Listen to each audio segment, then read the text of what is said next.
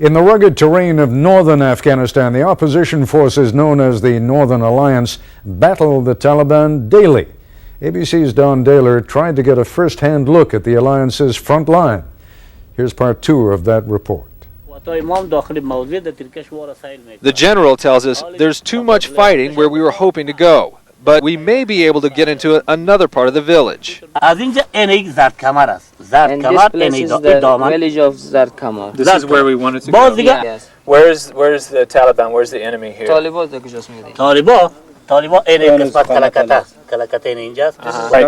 And the enemy is here, and we can go. We can go here, and the enemy is in this place. So it's not too dangerous to go here. At the edge of the front, with artillery and rifle fire audible in the distance, we abandoned the vehicle and set out on foot. This village that we just walked by, are there people living there? No, just 2 persons. Just 2 persons? Yes, 2 persons. Everybody else living. left because Yes. it's too dangerous? Yes.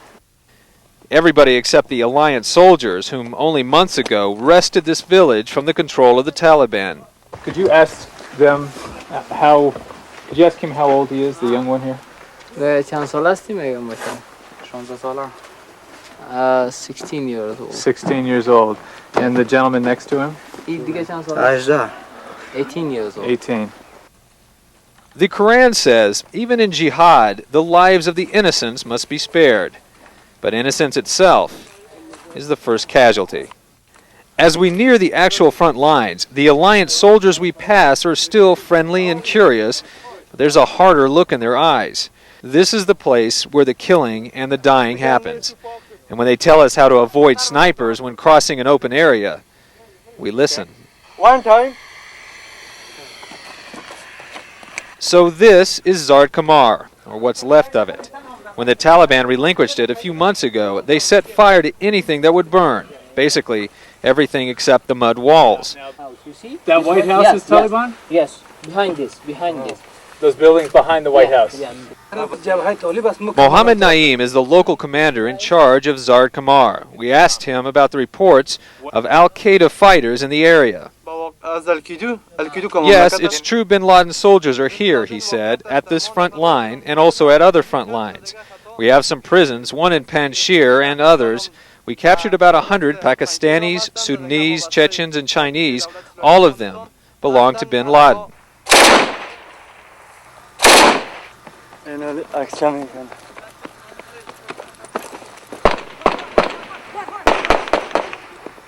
Another dash through Sniper's Alley, and we start the long trip back. With our backs to the steady popping of gunfire and the booms of Katyusha rockets, a comment comes to mind the late Afghani hero Masood made sometime before he was killed. The resistance doesn't have to win the war, he reportedly said. The alliance only has to survive long enough for the Taliban to self-destruct. It's always the invader that loses the will to fight.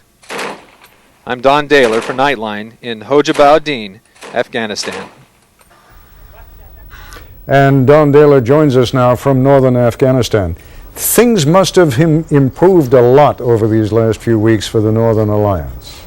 Well, they say they have. They're actually very, very happy about the U.S. airstrikes, even though it's hitting their ravaged country itself.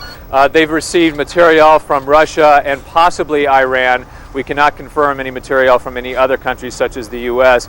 But also they say that the U.S. has been softening up Taliban forces, tank emplacements, that sort of thing. They're holding off on making an offensive, they say, until the positions are soft enough for them to advance across the lines. And do you have any sense of what their strategic goals are?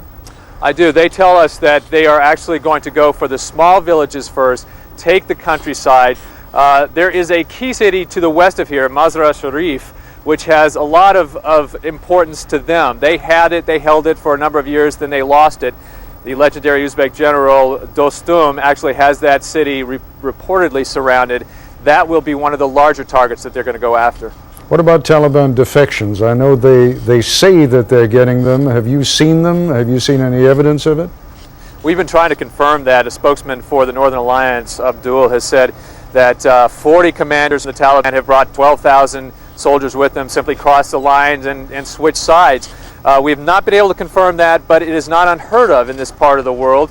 The general I just mentioned, Dostum, is one good example. He was actually a Soviet commander towards the end of the war with the Soviets. He decided, you know, the winds of fortune are blowing the other way.